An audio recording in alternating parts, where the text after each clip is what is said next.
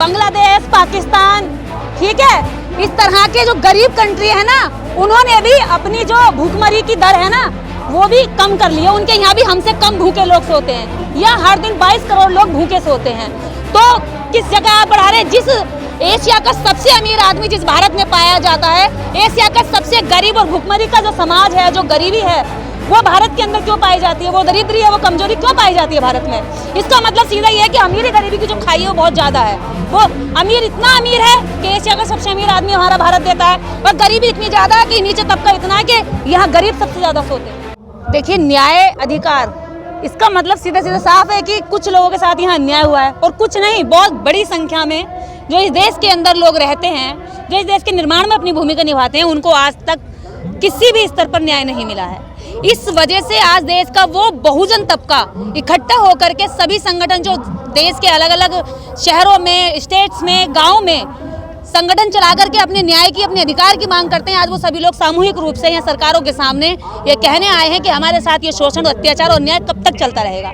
इसलिए इस कार्यक्रम का नाम भी न्याय अधिकार सम्मेलन रखा गया है। लेकिन जो मोदी सरकार है उसका तो नारा है कि सबका साथ, सबका विकास, सबका विश्वास। आप न्याय मांग रहे हो, सबका भला कर रहे हैं। वो तो देखिए, ये नारा केवल झूठा है, ये दिखावा है।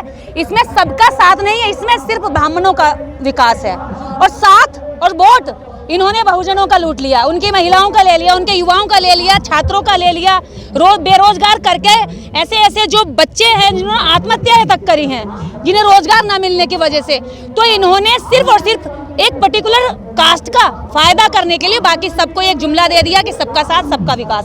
साथ सबका लिया है, विकास केवल कुछ लोगों का क्या है, या अडानी अंबानी का क्या है, जिन्होंने देश को खरीद लिया। मोदी सरकार की ताकत है कि हमारे देश में टॉप 10 जो उद्योगपति होते हैं, बहुत धनी, वो आगे दूसरे तीसरे नंबर पर अडानी, और जो बांग्लादेश, पाकिस्तान, ठीक है, इस तरह के जो गरीब कंट्री है ना, उन्होंने भी अपनी जो भूखमरी की दर है ना वो भी कम कर लिया। उनके यहाँ भी हमसे कम भूखे लोग सोते हैं। यहाँ हर दिन 22 करोड़ लोग भूखे सोते हैं। तो किस जगह आप बढ़ा रहे हैं? जिस एशिया का सबसे अमीर आदमी जिस भारत में पाया जाता है, एशिया का सबसे गरीब और भूखमरी का जो समाज है, जो गरीबी है, वो भारत के अंदर क्यों पाई जाती है? वो दरिद्री है, वो कमजोरी क्यों पाई जाती है भारत में? इसका मतलब सीधा ये है कि अमीरी गरीबी की जो खाई है वो बहुत ज्यादा है। वो अमीर इतना अमीर है कि एशिया का सबसे अमीर आदमी हमारा भारत देता है, और गरीबी इतनी ज्यादा है कि नीचे तबका इतना है कि यहाँ गरीब सबसे ज्यादा सोते हैं। तो ये आप इसी से आप देख लीजिए कि जो हंगर इंडेक्स है, जो वर्ल्ड हंगर इंडेक्स है, उसमें हमारा देश पहले 101वें स्थान पर आता था, आज वो 107वें स्थान पर पहुंच गया है जब से मोदी सरकार आई है। लेकिन मोदी जी 80 करोड़ लोगों को अनाज दे रहे हैं फ्री, तो वो भूखे क्यों सो रहे हैं? इसका मतलब ये है कि तुम इस देश के अंदर रोजगार नहीं दे पा रहे, यहाँ पर फैक्ट्रियों का निर्माण नहीं करवा पा रहे, यहाँ पर लोगों के जीवन को अच्छा नहीं बना पा रहे, यहाँ की आप बेसिक नीड उनके रोजगार के माध्यम से उन तक नहीं पहुँचा पा रहे हैं, उनको अच्छी शिक्षा नहीं दे पा रहे हैं। केवल लोगों को आप भूखमरी और गरीबी में रख करके 5 किलो राशन देकर उनका वोट ले लेना चाहते हैं। जैसे कि एक मुर्गे को पूरा उधेड़ दो और उसके शरीर से बाल बाल नोच दो, खाल खाल नोच दो, और बाद में 2 दाने डाल करके ले कहकर उसको जो अपने झांसे में ले लो।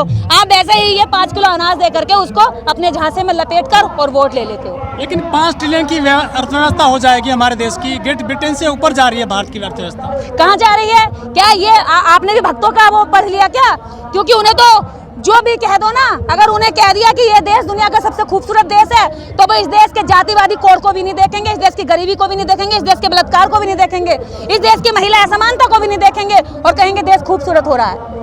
ठीक है, तो उनके कहने से ये देश खूबसूरत नहीं हो जाता। खूबसूरत करने के लिए वास्तव में यहाँ इस देश की व्यवस्था में अच्छे लोग बैठने चाहिए, अच्छी सोच के लोग बैठने चाहिए।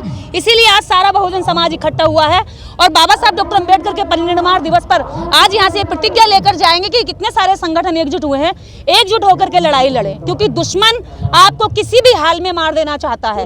आप अगर अलग अलग रहे तो मरे जाओगे, इसलिए आज जरूरत है कि छिटे कुटे पिटे लोग जो है ना, जो बिखरे पड़े हैं, वो सारे इकट्ठे हों, वरना ये हाल ऐसी रहेगा। अच्छा ऊपर से लेप कर देंगे, अंदर इनमें सड़ान मारती रहेगी। लेकिन देखिए, विश्वास तो इसलिए है क्योंकि हम मेहनत कर रहे हैं, और मेहनत के रिजल्ट अगर 100 नहीं आए तो 90 तो आएंगे ही। और मेरी कोशिश ये है कि हम सब लोग, जब आज का यही मेरा वक्तव्य था और आगे कल भी रहेगा, कि जब हमें त्याग की भावना, जब लाइन लग रही हो त्याग करने की, तो हम उस लाइन में पहले खड़े हों।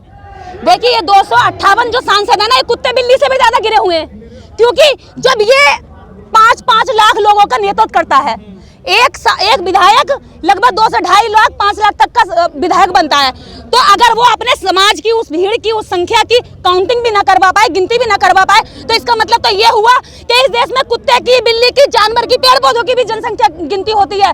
यहाँ तक कि हिजड़ों तक की, किन्नरों तक की यहाँ पर जो है जनसंख्या काउंटिंग होती है। इसका मतलब ये सांसद, ये विधायक इन कीड़े मकोड़ों, पशु पक्षियों, कुत्ते बिल्ली और इस देश के जो किन्नर हैं, जो तीसरे जेंडर है, उनसे भी ज्यादा गिरे हुए, नीचे जमीन में गड़े हुए हैं, जो अपने समाज की जनसंख्या गिनती नहीं करा सकते। जो मोदी सरकार धर्म की राजनीति कर रही है, राम मंदिर बनवा रही है और वो देशभक्ति की बात करती है, विपक्ष के पास में काट क्या है इसकी? कैसे जीतोगे आप इनसे?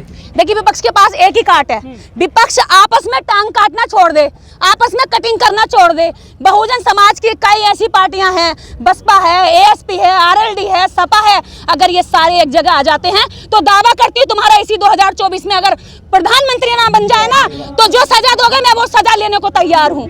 जो तुम्हें लग रहा है प्रधानमंत्री पद का लग रहा है कि वो लायक है, उसको प्रधानमंत्री घोषित करो, और बाकी सारे अलग अलग राज्यों में जिसकी संख्या, जिसकी ज्यादा हो, जिस जाति की, उस जाति की संख्या का अनुपात में उस जाति का वहां पे मुख्यमंत्री घोषित कर दो और लड़ो इकट्ठे होकर के। देखो ये सारा समाज बच जाएगा। हमारी जवानी, हमारी कुर्बानी, हमारा जीवन, हमारे पैरों की कितनी चप्पलें घिस गई, लेकिन ये बड़े नेता बैठ करके मलाई चाट रहे, 3-4 पीढ़ियों के लिए धन इकट्ठा कर जाएंगे और हम पे ये नहीं पता कि शाम को हम रोटी खाएंगे कि नहीं खाएंगे।